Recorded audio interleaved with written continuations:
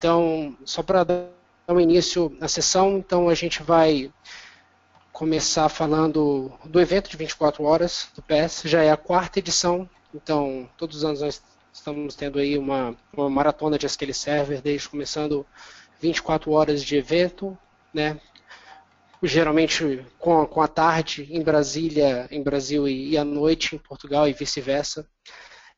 Lembrando para vocês que esse é um evento do PES totalmente independente, sem fins lucrativos, e hoje com muito mais do que 100 membros que trabalham e ajudam aí o pessoal a divulgar e passar mais conteúdo para o pessoal. E se vocês tiverem mais qualquer outra informação, tiverem dúvida ou qualquer outra informação, seria interessante vocês acessarem o site do PES para descobrir mais e para verem se existe algum evento rodando na cidade de vocês, porque sempre tem eventos acontecendo.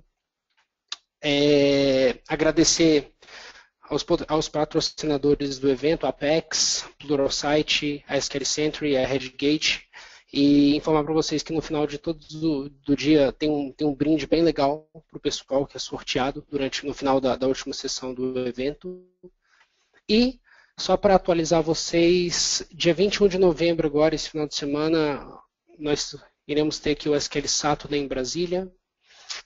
E em fevereiro de 2016, já marcado para vocês aí, não percam, Lisboa, o SQL Saturday em Lisboa. E no mais é isso, pessoal. Obrigado pela presença aí, todo mundo que está aqui um tempinho para aprender um pouco mais sobre SQL Server. Muito obrigado a todos. Aproveite a sessão. E Cláudio, toca lá, meu amigo. Vou passar para você aqui agora. Obrigado. Nada.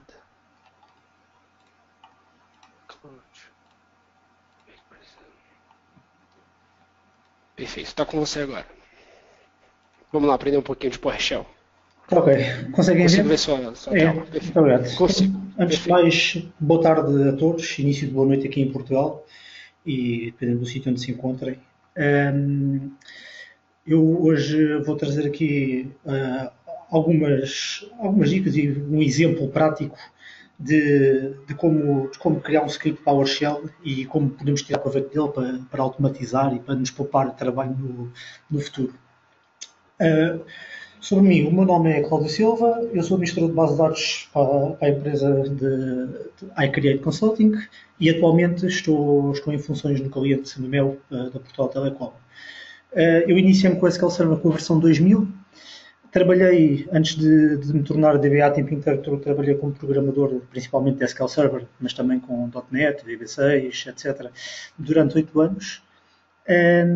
E sou um entusiasta do PowerShell. Fiquei com o bichinho, achei que é interessante, acho que facilita muitas coisas e acabo por tentar colmatar algumas dificuldades ou alguns trabalhos mais chatos e mais demorados com a automatização que o PowerShell nos permite. Em relação à comunidade dos eventos, eu sou membro e orador da comunidade portuguesa do SQL Porto. Fui orador no SQL Saturday do Porto 429, no passado mês de outubro. E esta é a minha primeira apresentação de 24 horas português. Vamos ver. Bem, tenho os meus contactos. Se precisarem de alguma coisa, podem me contactar, adicionem, mandem e-mail, que assim que eu tiver um bocadinho, respondo-vos às vossas questões. Ok? Então, para hoje, o que é que temos aqui? Basicamente, vamos escrever aqui um script simples, que é um caso de uso real, como eu estava a dizer.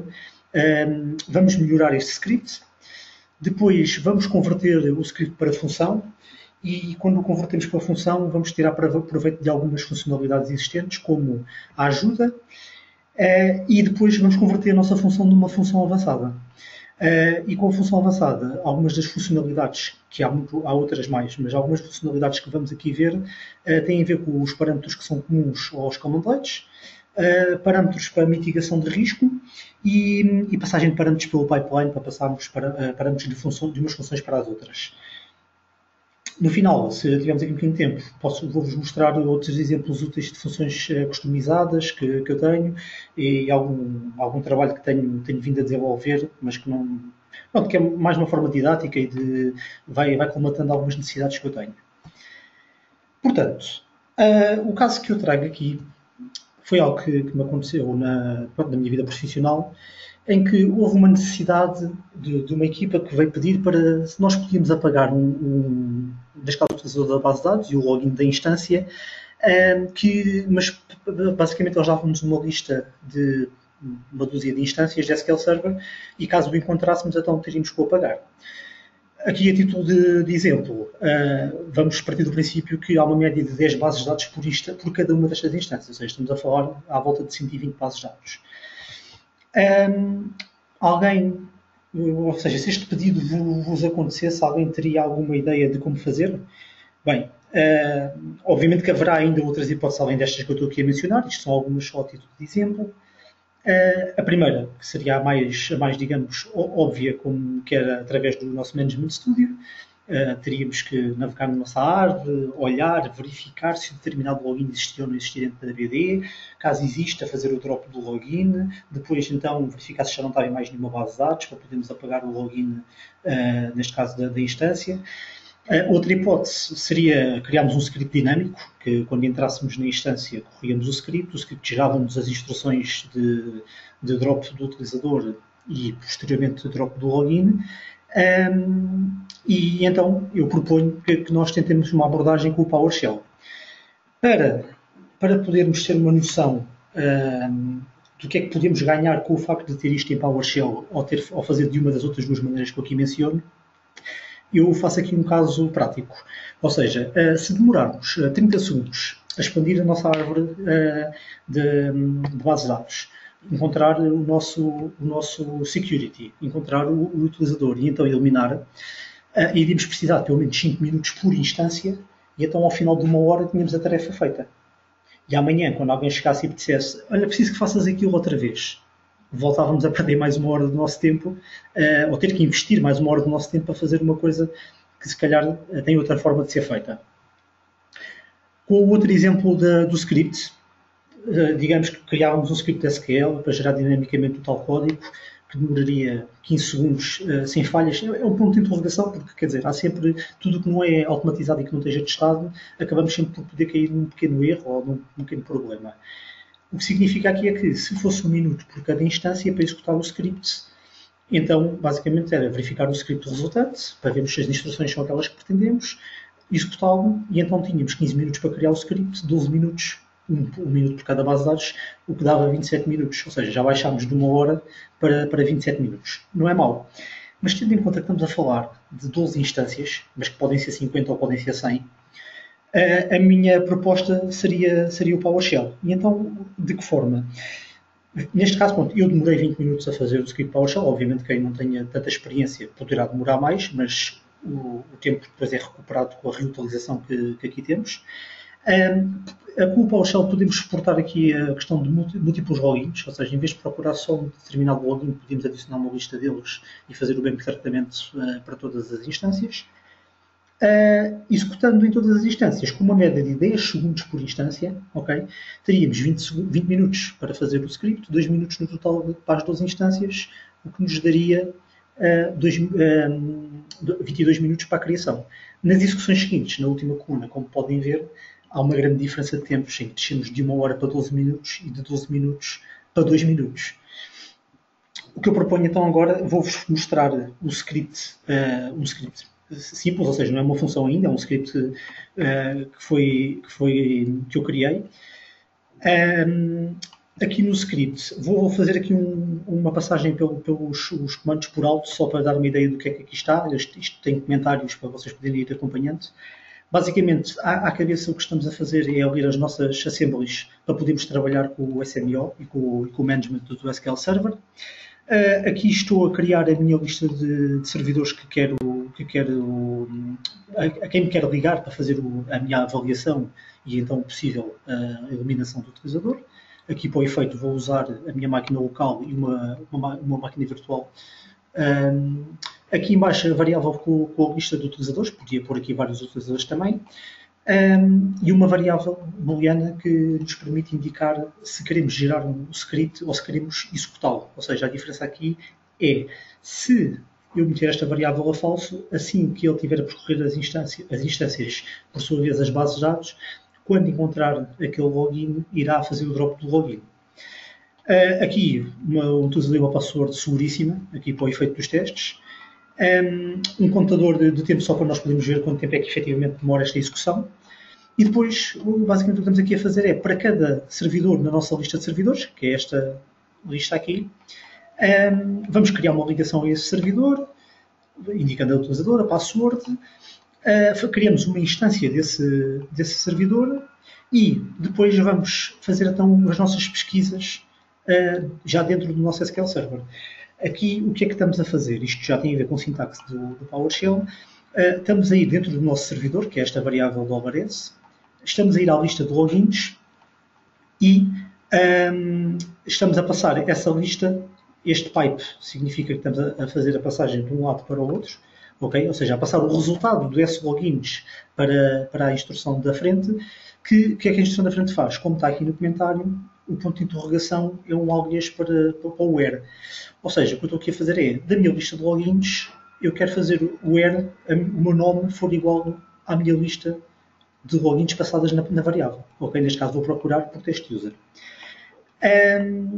Depois, existe aqui, se estiver a fazer a geração do script, vou imprimindo para a tela as várias instruções que eu quero.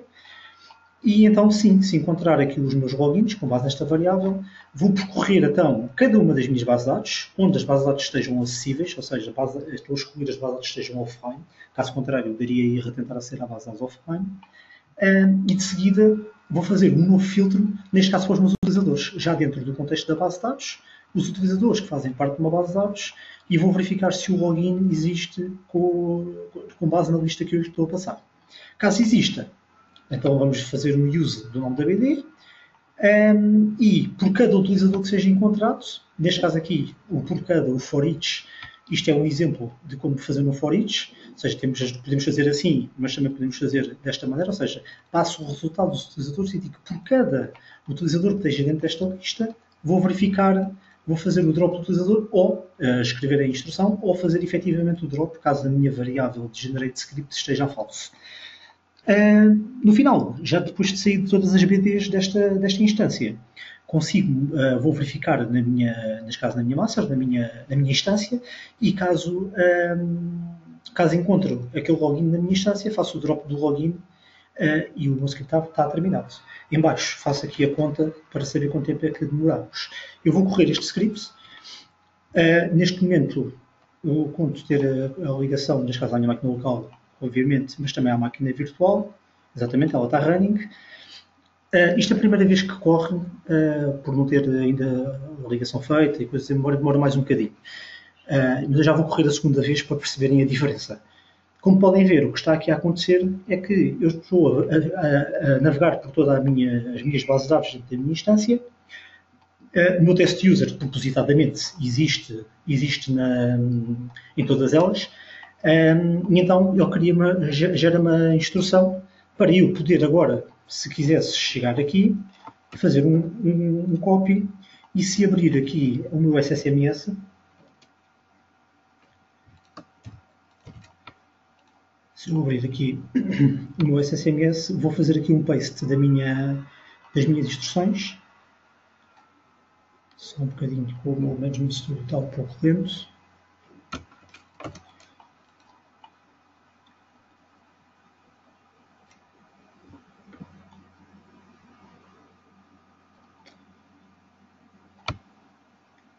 Peço desculpa aqui por esta lentidão, ok. E fazendo aqui o paste do meu script. Neste caso aqui, não sei se conhecem, alguém tem as dúvidas sobre esta nomenclatura do connect. Basicamente, para isto funcionar, e como podem ver está a dar erro neste momento, para isto funcionar, temos que ativar o SQL CMD Mode, ok? Que fazemos através disto. O que é que isto permite? Permite que, fazendo dois pontos connect, ele vai abrir uma ligação ao localhost e então depois executa estas instruções. E então a seguir faz connect à minha máquina virtual e executa as instruções seguintes. Então, isto é uma forma de, se tivermos acesso aos vários servidores, podemos correr o script uma só vez, num só sítio, e não ter que estar a espalhar o script. Como eu estava a dizer, vou voltar a executar para verem a diferença, pronto, de tempos. Aqui demorámos 25 segundos e agora demoramos 4. Ok? Pronto. Isto era o objetivo inicial, que era, ok, tenho aqui o meu script, gerei o script, que é para poder analisar e ver que está tudo correto com base naquilo que eu pretendo, e então agora posso pegar nisto, fazer copy-paste para uma janela do Management Studio e executar e deixar que ele trabalhe por mim. Continuando aqui na nossa apresentação, até o que é que eu proponho? Proponho a gente então agora fazermos um melhoramento do script. O que é que o melhoramento do script, o que é que nós vamos fazer? Basicamente é uma dica simples em que vai-nos permitir receber feedback do que é que está a acontecer, ou seja, da execução, e que é principalmente útil quando estamos a trabalhar com listas de valores. E basicamente é uma barra de progresso, não tem nada que inventar. É muito fácil de implementar e ainda podemos fazer sub-barras, como sendo filhas da anterior. Aqui isto que vocês estão a ver é como aparece a Progress Bar quando estamos a trabalhar na linha de comandos do PowerShell. Eu vou-vos mostrar como é que aparece neste caso no IDE, ou neste caso no ISE, que é o Integrated Scripting Environment. Ok, a minha abordagem aqui para ser mais rápido foi, eu tenho o código já aqui todo escrito, faço só o descomentar o código e vou explicando o que é que aqui está. Bom, basicamente eu tive que criar umas variáveis de controle para saber em que posição da lista é que eu estou a navegar. Tenho que, estas variáveis têm que ser incrementadas e então tenho aqui o command let que me permite fazer a minha progress bar, em que eu lhe estou a dar um ID, digo que a atividade é fazer o scanning dos servidores, o status atual é scanned e vai dizer quantos da lista que eu tenho, ou seja, vai dizer 1 de 2 e 2 de 2, para o efeito aqui. Isto dando a percentagem que está a correr e como está vai permitir desenhar a barra da progress bar. E o current operation permite-me dizer o que é que eu estou a fazer neste momento, ou seja, eu sei que estou a fazer scanning servers e este é o servidor do momento. Se nós corrermos... vou aqui já agora fazer a segunda progress bar. Porquê? Porque eu quero uma barra por instância e depois para dentro da instância eu quero uma barra por base de dados. Okay? Então aqui tenho uma progress bar da ID2 que faz idêntico ao de cima, mas com base nas bases de dados e não com base nas instâncias. Vamos ver se isto não é rápido demais. Ok, estão a ver a barra lá em cima. Barra a aparecer, tenho 14 bases de dados, agora vou-me ligar ao segundo servidor e no segundo servidor tenho aqui um erro, deixem-me ver que há de ser a minha variável J,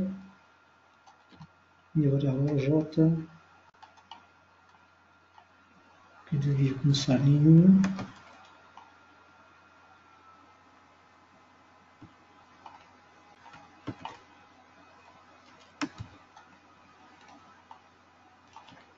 Deixa-me só ver aqui uma coisa.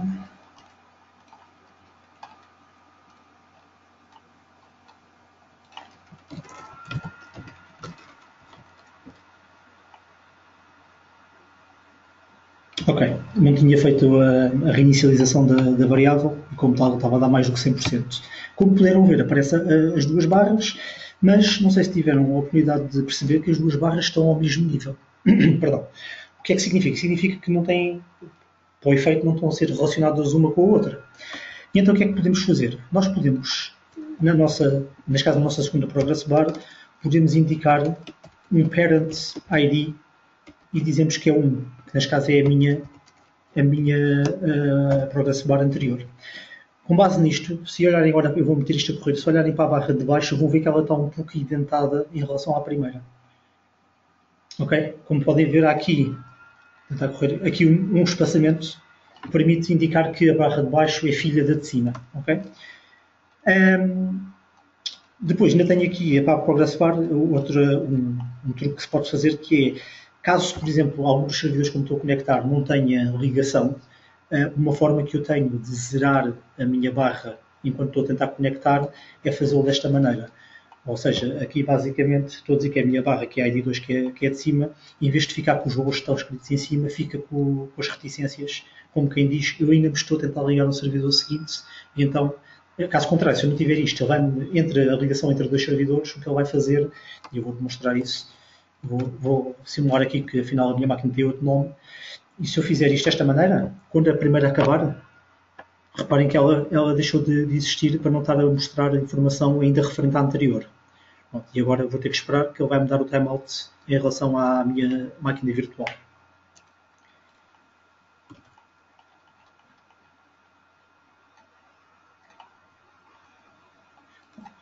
Se eu não tiver esta barra criada, já terminou, já deu o erro timeout. Se eu não tiver esta barra terminada ao executar, reparem que enquanto eu estou a tentar me ligar à máquina VM811, ele está-me a mostrar a última base de dados que encontrou, mas do servidor anterior. E isto pode ser enganador. Daí fazer aquele processo de eliminar a barra. Ok? Então vamos avançar. Já temos um script, já conseguimos ter feedback da execução. Imaginem que vão correr isto para a tal uma dúzia de as 12 instâncias, ou 20, ou 30, ou o que forem. É simpático conseguimos saber em que estado é que estamos e onde é que vamos. E vamos então agora avançar e transformar este nosso script numa função. Portanto, basicamente o que é que a função nos vai permitir? Além de permitir que nós passemos parâmetros para dentro da função, ou seja, aqui no script, na realidade, nós temos que abrir o script, alterar os parâmetros e correr com esses parâmetros. Se tivermos uma função, podemos pôr parâmetros no cabeçalho e quando invocamos aquela função, passamos os parâmetros que queremos cá de fora, o que não nos obriga a ir alterar o código. Para isto, uma funcionalidade que faz parte do PowerShell e que dá muito jeito, é que nós podemos importar módulos. E o importar módulos o que é que permite? Permite que este módulo fique na minha sessão, fique na minha cache. O que significa que eu a seguir, se chamar pelo nome da função, já consigo passar estes tais parâmetros e funcionar. O parâmetro force está aqui mencionado porquê? Porque se por acaso a função já tivesse sido importada uma vez, se da segunda vez fizermos import module só sem o parâmetro force, este módulo não vai ficar atualizado. Já vou mostrar isso também. Aqui, por acaso, eu estou a usar o PowerShell 3.0, a versão atual é 4. A 4.5, se não estou em erro, que há uma framework que ainda estava em testes. Neste caso aqui, a partir da versão 3, já é possível fazer o autoload destes módulos. Ou seja, eu posso abrir o meu script que é executado quando eu abro a minha sessão. Ele o que faz é importar todos os módulos que eu quero lá colocar e então a partir desse momento eu estou com a minha janela de comandos completamente carregada com todos as minhas ferramentas, o meu canivete de scripts para poder fazer aquilo que pretendo. Passando aqui então à nossa função, como é que então transformamos o nosso script numa função? Basicamente temos que meter a keyword function, temos que lhe dar um nome. As boas práticas dizem que os comandlets trabalham sempre com uma ação e um subjetivo à frente, é um verb, eles dizem que é um verbo e um substantivo. Temos que permitir os parâmetros de entrada da nossa função e temos que, no fim, obviamente, fechar o cabeçalho da nossa função. Okay? Ora, se eu fizer isto, eu vou gravar, vou à minha linha de comandos para importar, só um bocadinho, vou à minha linha de comandos para poder importar este módulo, tal como estávamos a ver. Ou seja, eu neste momento, se correr este script, ele apenas corre a função, mas não faz nada. Se eu, por acaso, aqui no final do script, fizesse remove, se o IntelliSense me ajuda, remove login from instance, ok? E eu aqui agora já podia ter aqui a minha lista de parâmetros e podia passar aqui os parâmetros que eu queria. Mas isto, mais uma vez, ficava dentro de um script e não é isto que nós pretendemos. Vamos então ver como é que fazemos de outra forma. E como é que fazemos? Então temos que usar o nosso import module, ok? Em que eu vou passar, então, qual é que é o módulo que eu quero. E o meu módulo, neste caso, é o número 3. E, da primeira vez, vou importar isto apenas desta forma. Ou seja, não vou fazer o force. Ao fazer isto, não tenho qualquer mensagem de erro, está tudo ok. Então, neste momento, se eu fizer um remove e procurar aqui dentro dos removes já existentes, estes são commandlets de sistema, tenho aqui já o meu a minha função, digamos assim, criada, em que posso começar a passar aqui parâmetros para fazer uma execução. Ok? Pronto. A questão do force. Vamos imaginar que, eu pegando aqui no exemplo, eu neste momento estou a dizer que caso não seja passado este parâmetro server list, estou a assumir que tenho os meus dois servidores. Então eu vou fazer aqui uma coisa que é, eu vou comentar isto e vou deixar apenas o meu localhost, o que significa que se eu neste momento correr a minha função, ela tem em conta o localhost e a máquina virtual. Ok? Ou seja, se eu fizer isto, ele vai-me varrer, como estão a ver lá em cima, um de dois, ele vai-me tentar varrer as duas. Pronto, este script ainda tem o mesmo erro do outro. Desculpem lá, deixa-me só meter aqui o JBola a seguir aos logins. Pronto, aqui neste caso, se eu correr aqui o meu comando, vou ter o erro na mesma porque ainda não compilei, ok? Ou seja, e neste momento, se eu aqui com o parâmetro número 3, quando importar a minha função, ou seja, se fizer aqui um novo import, tenho aqui então o tal parâmetro force para permitir que ele faça o override da função já existente. E então, se voltar a invocar, já só tenho a minha instância número 1. E se voltar a fazer isto, gravo e venho aqui, se correr sem mais nada, só tenho uma instância. Se invocar com o parâmetro force, vou voltar aqui a correr, já tenho dois servidores outra vez. Ok? Tenho aqui, conecto o localhost e o conecto o VM1081. E isto, então, permite-nos que nós, através da nossa linha de comandos, possamos chegar aqui e dizer que a minha server list, e então posso eu escrever aqui localhost, por exemplo, é idêntico, neste caso é a mesma instância, mas permite-me já pegar num script que está feito, está compilado, está carregado no sistema, e então agora não é o localhost, é a máquina 2, é a máquina 5, e os logins é a mesma coisa, não é o teste, é o teste 2 ou o teste 3. Então, desta maneira já ficou dinâmico o suficiente para eu não ter que voltar a abrir o meu script para fazer estas alterações destas variáveis. Agora, vamos melhorar a nossa função. Como é que podemos melhorar a nossa função? Podemos adicionar a ajuda. Ou seja, hoje em dia, com os commandlets existentes, deixem-me só mudar para aqui para mostrar. Se eu fizer um getHelp de um commandlet já existente, como por exemplo o getService,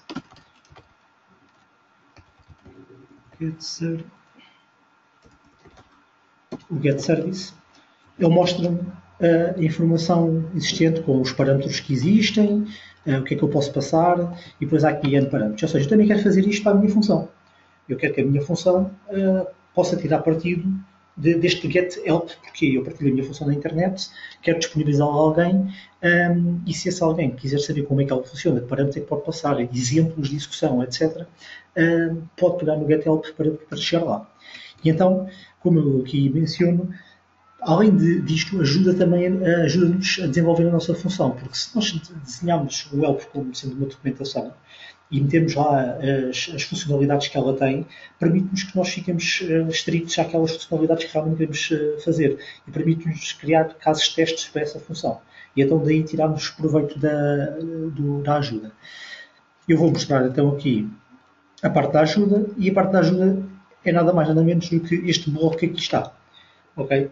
Em que temos vários títulos e subtítulos, digamos assim, e depois onde nós colocamos a nossa informação. Aqui está, peço desculpa por estar em inglês, que eu tive a converter, neste caso, a apresentação dos slides estavam em inglês, e esta parte aqui não foi convertida.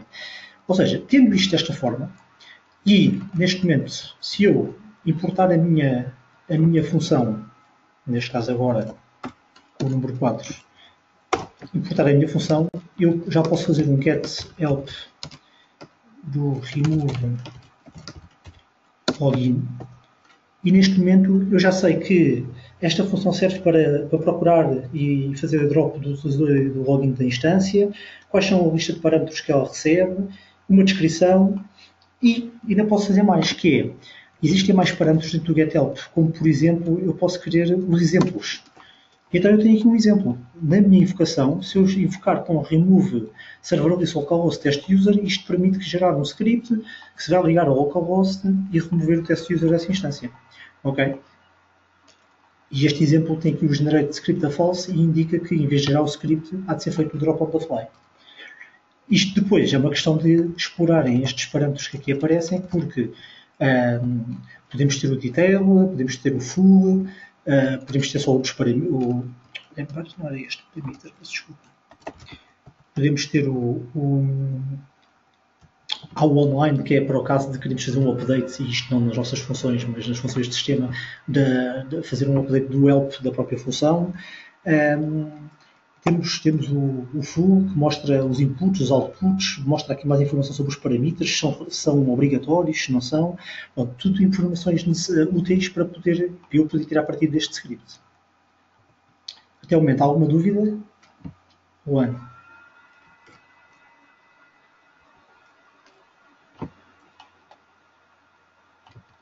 Juan?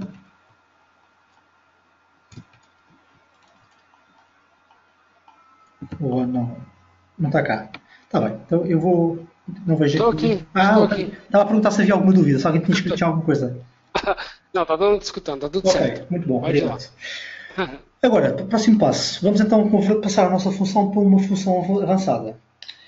E para passar a uma função avançada, basicamente é como convertêssemos a nossa função num commandlet, ou seja, num commandlet que é nativo do PowerShell.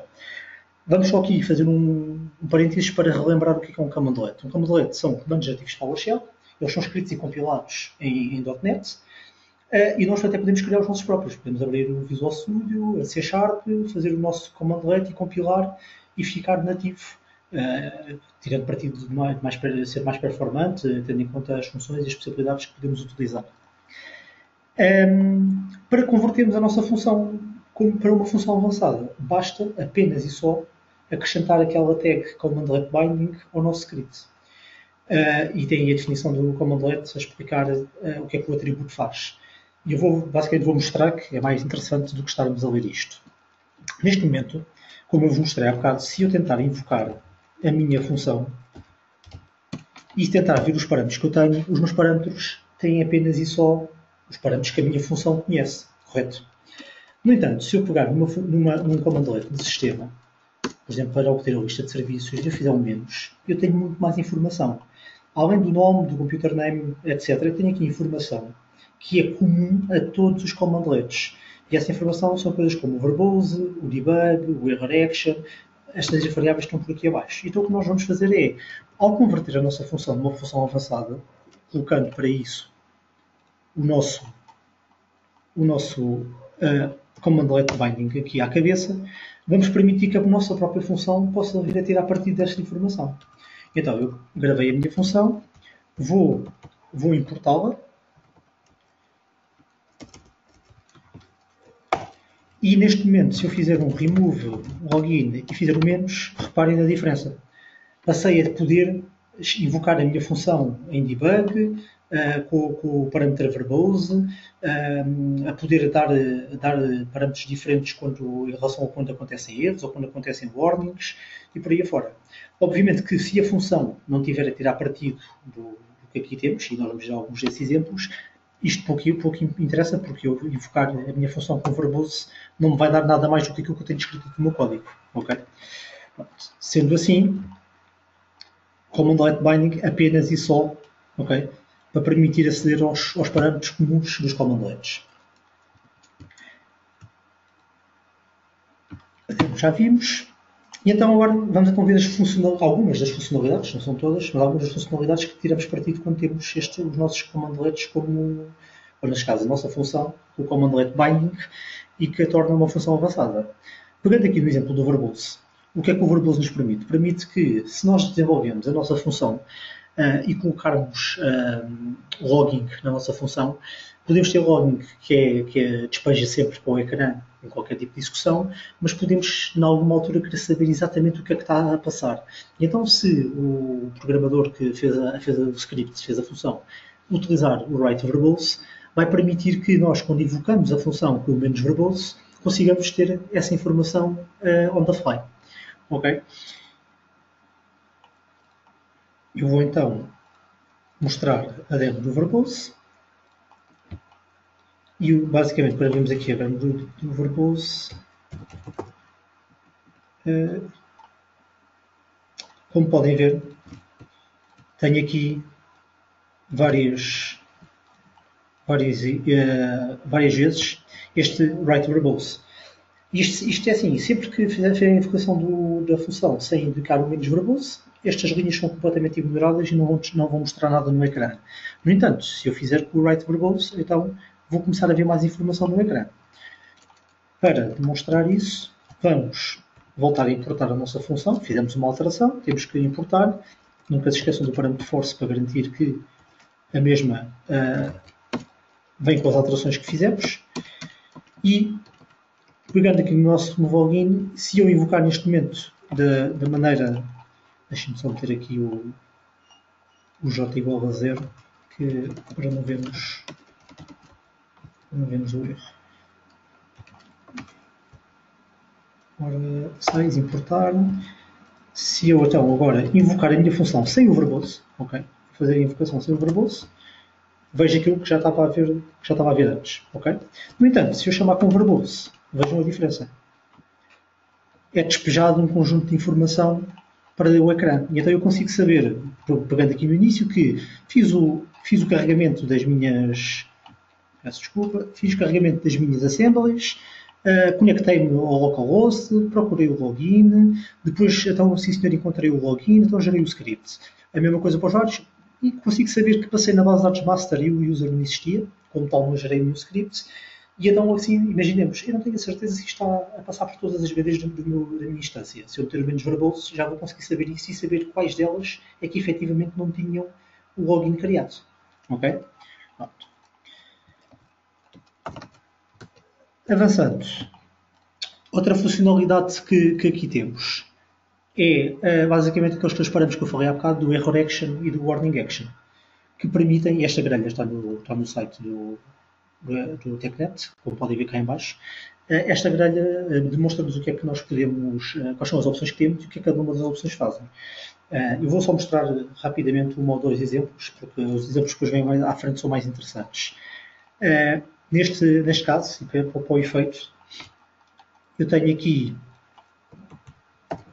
estes dois comandos em que eu posso dizer qual é que é a minha preferência para quando acontecer um erro e qual é que é a minha preferência para quando acontecer um warning. Okay? E posso, em vez de ter isto desta forma, posso eu, quando invoco a função, fazer esse pedido. O que é que vamos fazer? Vou fazer aqui um exemplo que não temos ligação outra vez à nossa máquina virtual, que é para provocar um erro. Vou importar a minha função número 7.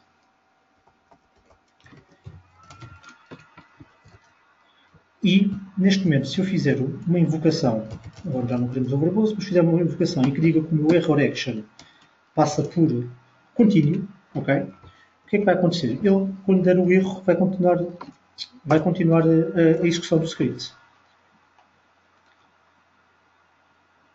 Esta informação agora que vem aqui foi porque no script tem um write warning a informar, neste caso, qual é que é o login que está a ser utilizado.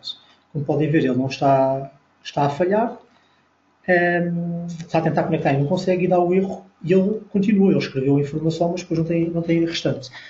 Para ilustrar isto de uma maneira mais correta, eu vou fazer o contrário, que é dar erro no primeiro e conseguir invocar no segundo. Ok, estou a tentar ligar o localhost 1, é algo que não existe, vai falhar, e ele sem me dizer, vai-me mostrar a mensagem de erro, mas sem me perguntar mais nada, vai avançar para o segundo servidor. Para que é que isto é bastante útil?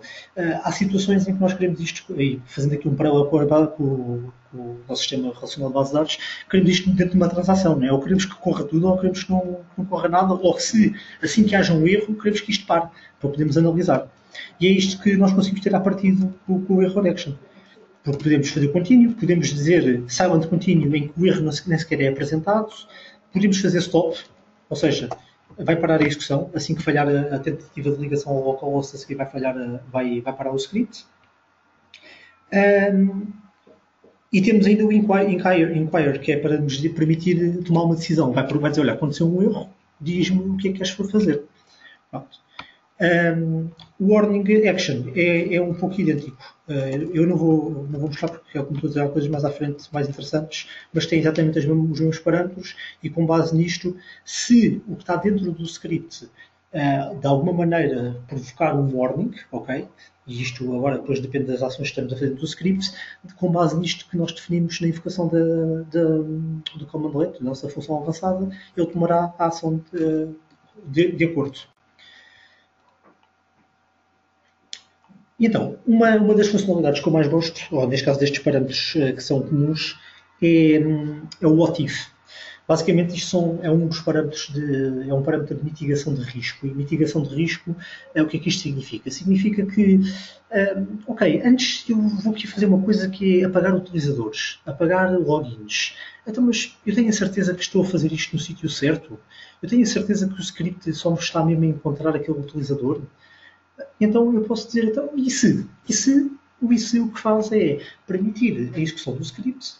O script passa por todos os comandos, mas em vez de invocar os comandos e fazer a ação para que eles estão destinados, neste caso, imaginamos o drop do utilizador, ele só vai descrever a mensagem que é feita.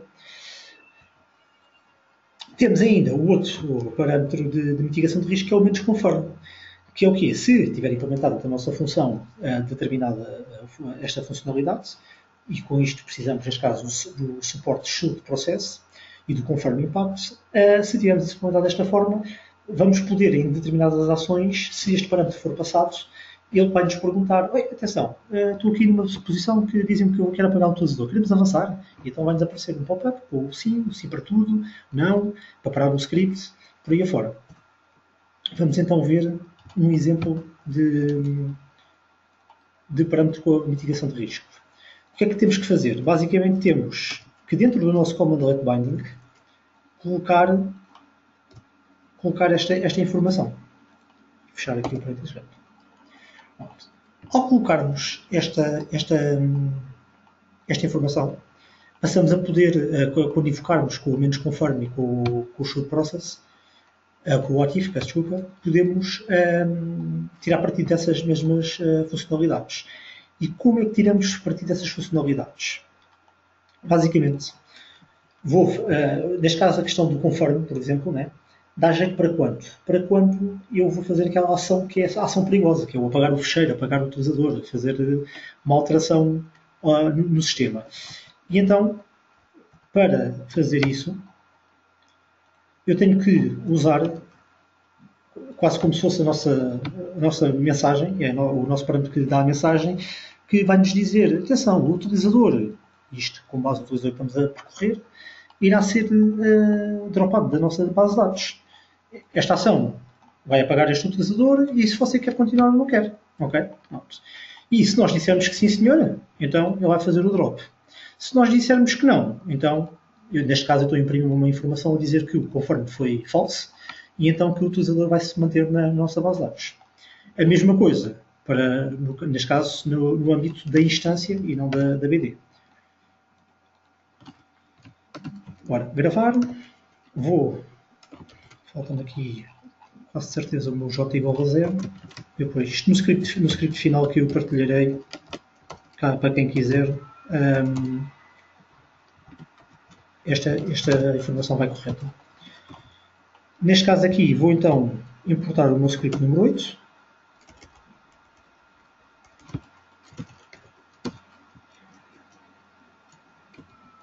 Ok? E agora, eu passei aqui, neste caso, a conter o que é na minha lista de parâmetros. Quando faço o menos, passei a ter um what if e um conforme. Ok? Então, vamos fazer aqui o seguinte cenário. Se eu colocar aqui o what if e, para o efeito, tenho que dizer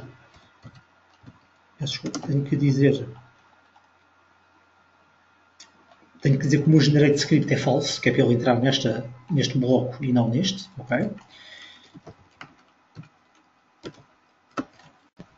Se eu colocar isto a false, o que é que vai acontecer? Ele vai dizer, ei, espera lá. Ele passou em todas as paradas, mas disse, what if? O utilizador teste user vai ser dropado da base de dados teste 9. Mas o utilizador está lá. Esta ação não foi feita. Ou seja, isto permite-nos ver o que é que o script, se efetivamente tivesse avançado e tivesse corrido, o que é que teria feito. Isto é igualmente interessante. Imaginem que querem apagar todos os fecheiros de uma determinada extensão de uma pasta. E querem ter a certeza da lista de fecheiros que lá estão dentro daquela pasta, porque a pasta tem milhares de fecheiros que estão naquela listagem. Então, se eu fizer um what if, ele vai-me dizer performing delete of file e aparece o nome do fecheiro. E então, com essa listagem, eu posso dizer: olha, ok, este comando que eu estou a invocar está correto, é isto que eu quero fazer. Removo então o meu parâmetro de what if, ou neste caso, what if, e ele fará esta ação. O menos confirm.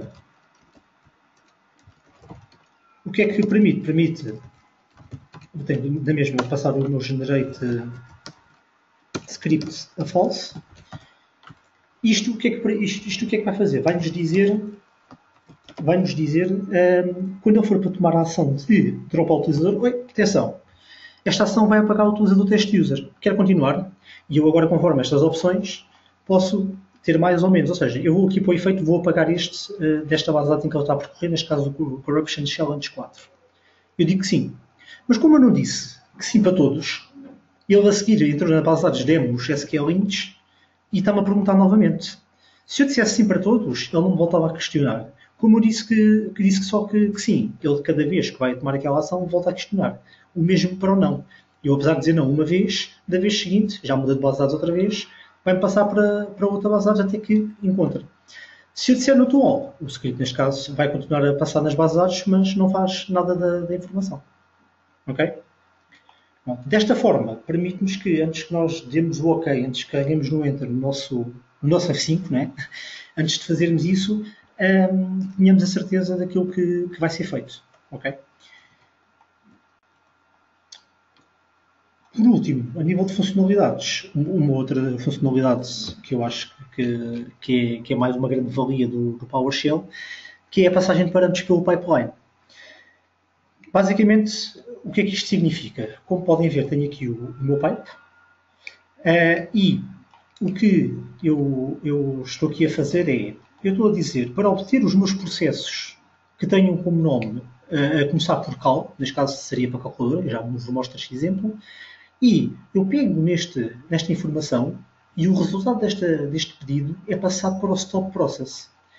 E como o stop process, um dos parâmetros de entrada que tem é o ID do processo, que é igualmente o ID do processo que vem deste get, ele sabe que vai ter que parar tudo. Eu estou-lhe a pedir para parar todos os processos do ID que vem desta lista. Ou seja, faço aqui um determinado filtro e a seguir digo, olha, já tenho aqui os serviços, os meus processos todos, agora paro-os. E isto num único comando. E isto, eu também vou mostrar um exemplo, pode ser encadeado, às vezes, digamos assim, que quiser. Obviamente que chega a uma altura que pode ficar ilegível. Vou só passar aqui já este exemplo para verem o que é que isto permite. Eu vou abrir aqui várias calculadoras. Vocês estão a ver as calculadoras, não é?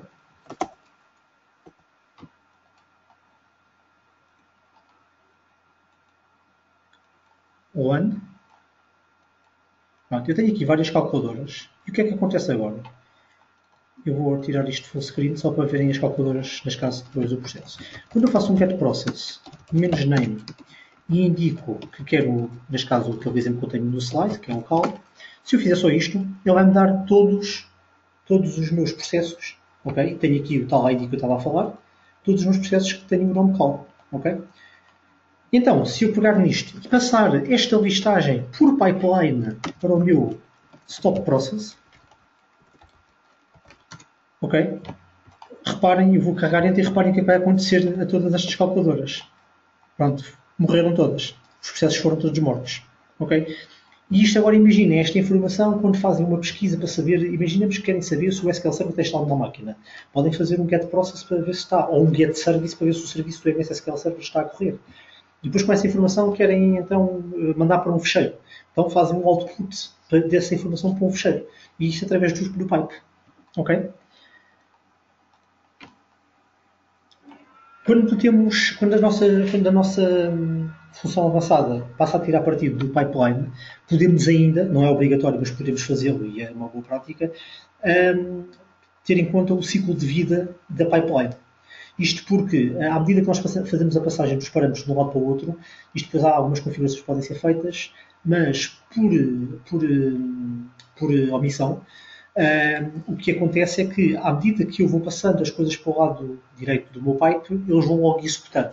Então entram neste ciclo de vida que é, temos um begin, temos um process e um end. Já vos vou mostrar a utilização disto. Para que o nosso script e o nosso parâmetro, ou os parâmetros que queremos, tirem partidos de valores que venham da pipeline, têm que conter esta definição no parâmetro. Para este efeito, então, temos que usar o write output para disponibilizar o output e ser passado então para a próxima função, para o próximo commandlet. Vamos então ver aqui o exemplo. Basicamente, então, aqui o que temos que fazer é, a nível de parâmetros, eu digo o meu value from pipeline é true e o meu value from pipeline property name também é true. Isto permite o quê? Permite que eu, neste caso, se qualquer coisa que venha do meu comando anterior tenha o mesmo nome que o meu parâmetro atual, neste caso server list, então eu nem preciso fazer nenhum bound direto. Ele já sabe que aquele parâmetro vai cair, aquele resultado vai cair naquele parâmetro da função seguinte. Ok? E aqui também estou-vos a mostrar, isto tem aqui outras possibilidades para pesquisarem, que podemos dar alias, podemos dizer se o parâmetro é obrigatório ou não é obrigatório, e pronto, com isso conseguimos ter uma robustez diferente do nosso script e logo à cabeça, na invocação do mesmo, garantir que a coisa corre como pretendido e que não estão a passar parâmetros que não são válidos e etc.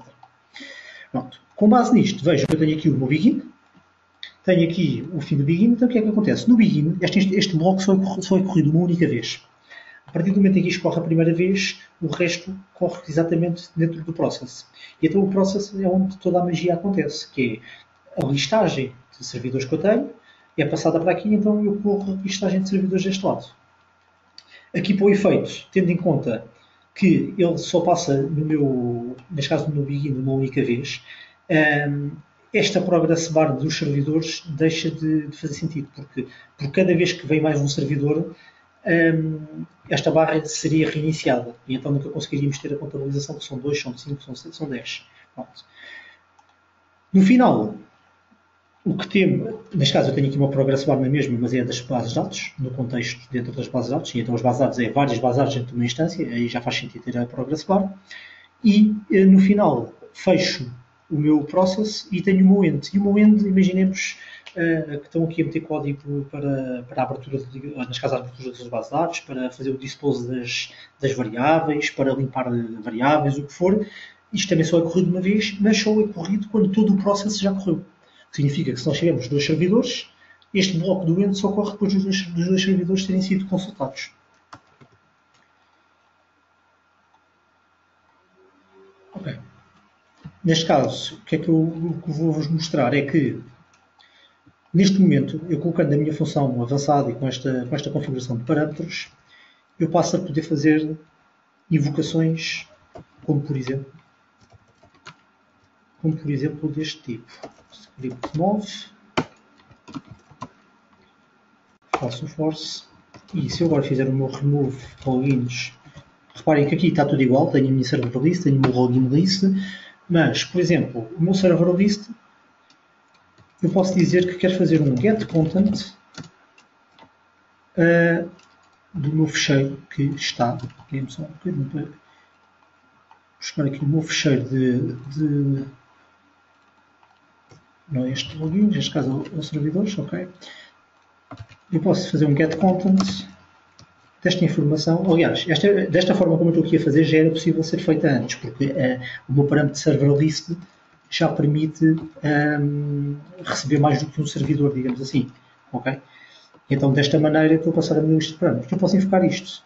Mas, ele diz-me, espera lá, atenção, cuidado que o login list que aqui temos é um parâmetro obrigatório. Ok? Então, temos que passar aqui o parâmetro. Eu posso dizer, então, que quero o meu teste user.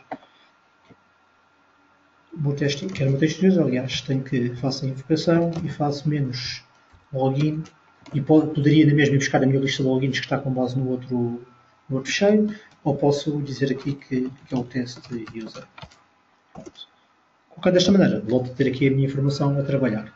Como é que é interessante? Imaginemos que eu tenho aqui um CSV e este CSV tem aqui a lista dos meus servidores. Imagina que vocês pediram, ou alguém vos passou esta informação e passou a informação em formato de CSV. Neste caso, tiraram com base numa listagem do SQL Server ou de outra coisa qualquer e foi o formato que vos deram.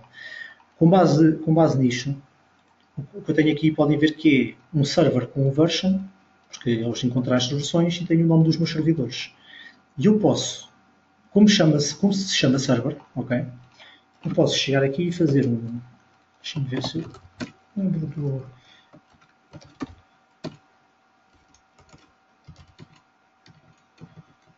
Get.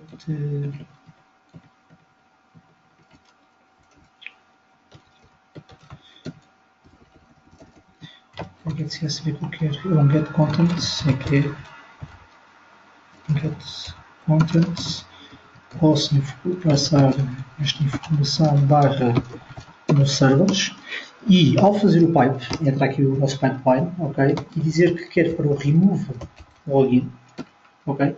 Neste momento, deixo de ter a necessidade de indicar o meu parâmetro da lista de servidores. Indico só aqui o meu login list.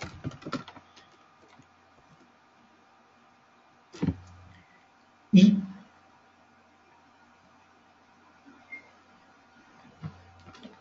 ver se está tudo ok. Porque é que eu não preciso de passar a informação da lista de servidores? Porque o meu parâmetro da lista de servidores tem um alias que é o server. E como vocês puderam ver aqui no CSV, quando puderam ver o CSV, temos aqui o tal server.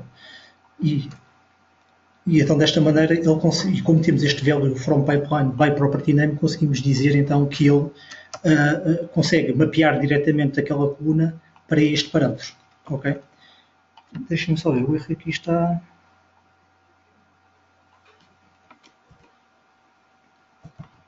Vou tentar ligar ao. Já percebi, eu não fiz para ignorar os cabeçalhos. Ele está a obter o cabeçalho e, como tal, está a fazer o connect ao primeiro item da lista, que não é o que nós queremos. Para retirar o cabeçalho, se não estou em erro, temos aqui neste get content que é, não me lembro aqui qual é o parâmetro. Não era o execute. Vamos aqui, permitam-me, vamos fazer aqui o contrário, que é eu removo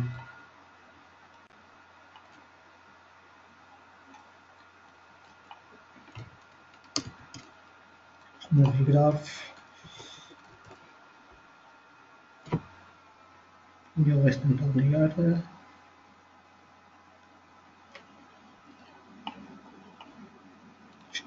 Estamos aqui a faltar uma coisa que é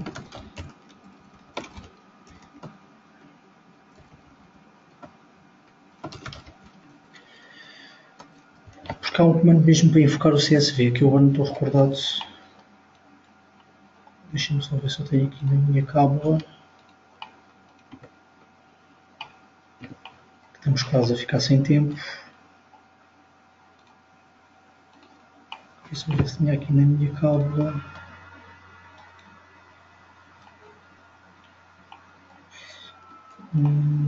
Aqui nesta.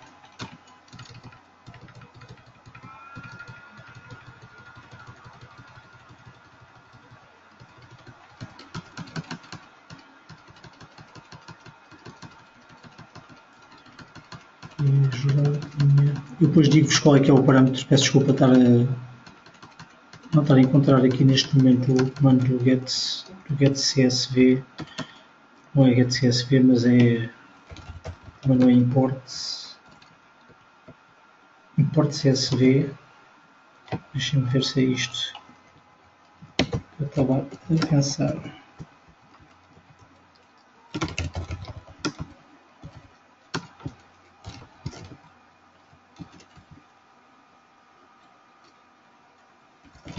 Ok, então se eu fizer assim,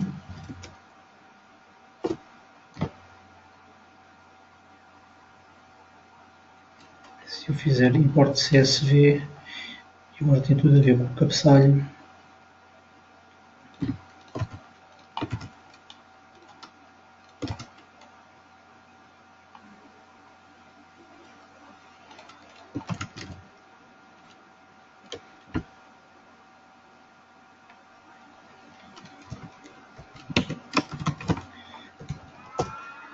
Ok, finalmente, era isto que eu queria fazer.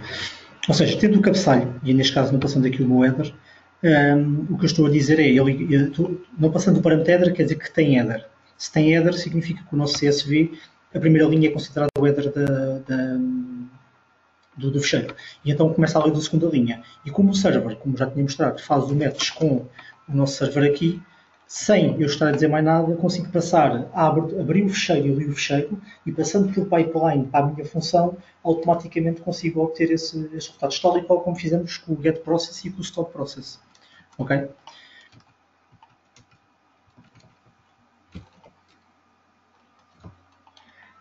Então, este foi o último script que eu tinha de exemplo. O que eu ainda vos tinha aqui para mostrar, está aqui, era outros exemplos. Basicamente, por exemplo, tem este script foi um script que eu desenvolvi que me ajuda no meu dia-a-dia como DBA e que permite basicamente fazer o crescimento do nosso transaction log de forma responsável. Ou seja, tendo em conta os algoritmos existentes, e há N artigos do Paul Randall e de outros gurus do SQL Server, tendo em conta as regras que eles mencionam e as que estão implementadas no motor, este script permite-nos dizer que queremos fazer o grow do transaction log até, imaginamos, 50 gigas, e ele automaticamente vai calcular de quantos em quantos gigabytes é que vai criar os fecheiros, porque depois cada um destes blocos de criação tem um conjunto de VLFs associados. E como devem saber, como um transaction log tenha muitos VLFs, pode trazer problemas de performance, a fazer backups, a fazer o recovery time da base de dados. E então, esta maneira permite o quê? Permite que o script sozinho faça esta informação, neste caso eu passo-lhe só os parâmetros, aparece uma progress bar a dizer quanto é que falta até chegar ao target size que eu lhe mencionei, e permite ainda, por exemplo, se tivermos mais do que um fecheiro transaction log na nossa base de dados, indicar o ID do fecheiro que queremos fazer crescer. E basicamente, colocando aquela informação, deixamos ele a trabalhar sozinho. E não, se fosse via interface, tínhamos que fazer propriedades, alterar o voo do fecheiro, scriptar ou carregar OK, correr. Fazer outra vez propriedades da base de dados, voltar a entrar, scriptar, por aí afora. E desta forma, garantimos que é possível fazer, ou seja, colocar a fazer e ele faz sozinho. Outro exemplo que por vezes eu também utilizo é quando este não tenho publicado, também não está numa versão beta. Basicamente, não sei se já vos aconteceu tentarem, vou-vos mostrar aqui, tentarem aceder aqui ao vosso error log do SQL Server via interface e tentar copiar linhas das linhas de erros que aparecem em cima. Não é possível fazer uma seleção de multilinha e isso então torna-se complicado de conseguirmos fazer esse tipo de copy-paste para meter no TXT, para meter no documento, para poder mostrar evidências às pessoas, torna-se complicado. E assim, desta maneira, com esta aplicação, conseguimos despejar, fazer uma pesquisa, despejamos essa informação. Eu até tenho aqui uma imagem com isso. Despejamos essa informação para o nosso PowerShell e do PowerShell, então, a linha de comandos, podemos fazer copy-paste do código que precisamos, selecionar e mostramos. Como podem ver aqui, eu cá em cima faço um find, faço aqui um find, aqui ver se consegui meter aqui seta. Faço aqui um find do error log, digo que as instâncias é a minha instância, procuro por SQL Server, tenho uma data de início e estou aqui a ter o meu parâmetro em verbose. E no final, estou a passar estes resultados para um UFT, é uma abreviatura para formato table, que é para mostrar isto neste formato que aqui está. E então ele vai-nos mostrar todas as ocorrências com o SQL Server e que estejam no período, ou que tenham iniciado pelo menos naquela data. E com esta informação deste lado, eu consigo selecionar texto aqui no PowerShell e exportar isto para trabalhar de outra maneira. Vou limpar aqui a pena. Portanto, esse é um exemplo. O exemplo que eu vos queria mostrar aqui, deixem-me ver só se consigo rapidamente o fazer, é se eu abrir aqui o meu error log. depois podem tentar isto, não conseguem selecionar mais do que uma linha desta lista. Eu estou a arrastar e não consigo clicar, estou a carregar no Shift e clicar mais em baixo não consigo arrastar, enquanto que o outro permite. Se eu quiser ler vários coisas, tenho que carregar num, tenho que vir aqui abaixo, ver a informação, depois tenho que carregar no outro e por aí afora. E com esta função avançada, o que se pretende é facilitar um pouco as pesquisas e a consulta da informação que aqui temos. Outro exemplo, quando por vezes ou não queremos aceder à máquina ou coisa do género, podemos ter aqui um report do espaço em disco que há nos vários discos, nas drives, nos root mount points, nas runes de um sistema, bem como uma percentagem livre e ocupada. Também posso mostrar o exemplo disto, é um exemplo destes. Ou seja, passo o IP ou o nome da máquina, de seguida faço um formato table e tenho aqui a informação toda de várias runes com várias informações para poder saber. E os que têm o cardinal, que aqui está, os cardinais que permitem que é o threshold, ou seja, há aqui um parâmetro que não está a ser invocado e o default são 10%, mas que eu posso passar e que quer saber se o free space que eu tenho está ou não abaixo desta percentagem, para saber se vou começar a receber obra mística, se tenho que tomar alguma decisão. Como último, vou-vos mostrar só uma outra coisa, vou só arrancar com isto, que é para podermos ir para as perguntas e respostas, porque já vamos aqui a queimar o tempo. Depois, quando para a sessão, se quiserem, podemos chegar com as perguntas.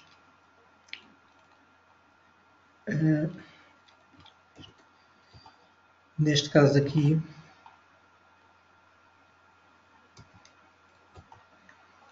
tenho aqui este script tem um work in progress, que isto nada mais, nada menos para mostrar que conseguimos fazer código, digamos assim, .NET dentro do nosso PowerShell, ok? Isto ainda tem aqui um pouco extenso, mas aqui o interessante de perceber disto é o que é que acontece quando eu carrego a execução disto. E vejo o que é que acontece. Temos uma Windows Forms como se estivéssemos a programar em .NET no Windows Forms.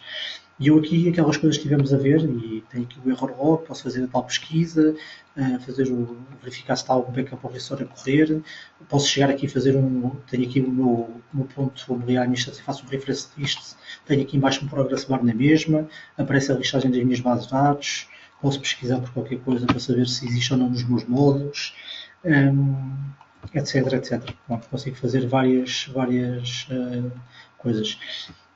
Isto é só uma brincadeira, para mostrar que é possível fazer isto, porque para as pessoas que são... Não é serem contra, mas não têm aquela vontade para trabalhar com a linha de comandos. Na realidade é possível não ser só a linha de comandos e podemos trabalhar também com interfaces se alguém o desenhar. Aquele último exemplo que eu lhes ia mostrar dos vários comandos passados por pipeline. Tem aqui não é este exemplo, é este aqui. Como podem ver aqui, tenho um getCounter que dá-me uma lista e depois passa e vai buscar o counter e filtra neste caso pela coluna. É passado, isto é os pipes, ok? É passado para uma grid, na grid eu faço uma seleção e a seguir eu também faço um getCounter para fazer basicamente um intervalo de contadores. Deixem-me tentar fazer aqui um exemplo para vos mostrar. Se eu executar apenas este bloco, o que é que vai acontecer?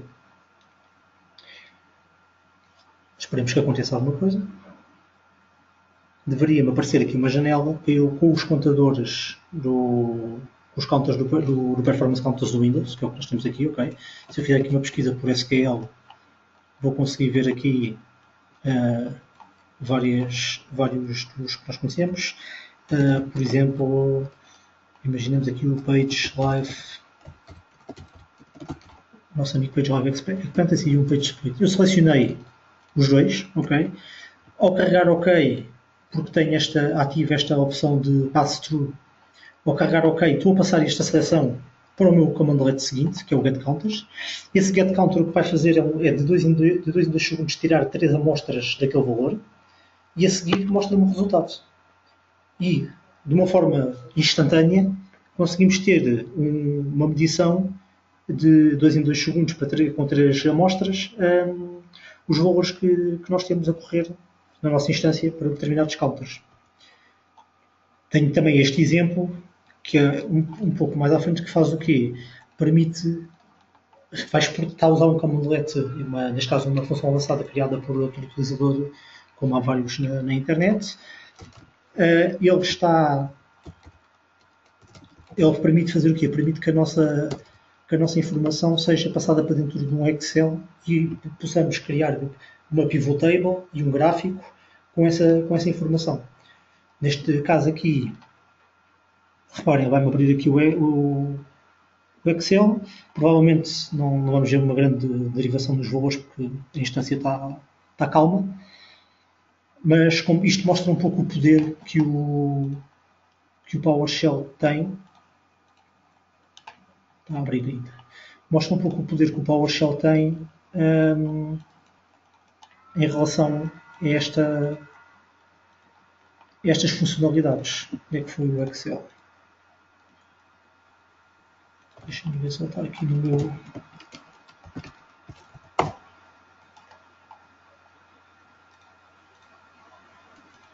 na Tab Theory. Não é este. Isto é outra coisa.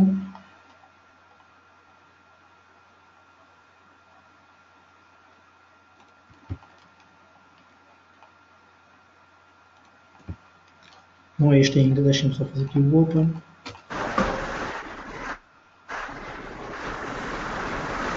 Agora, fala para mim.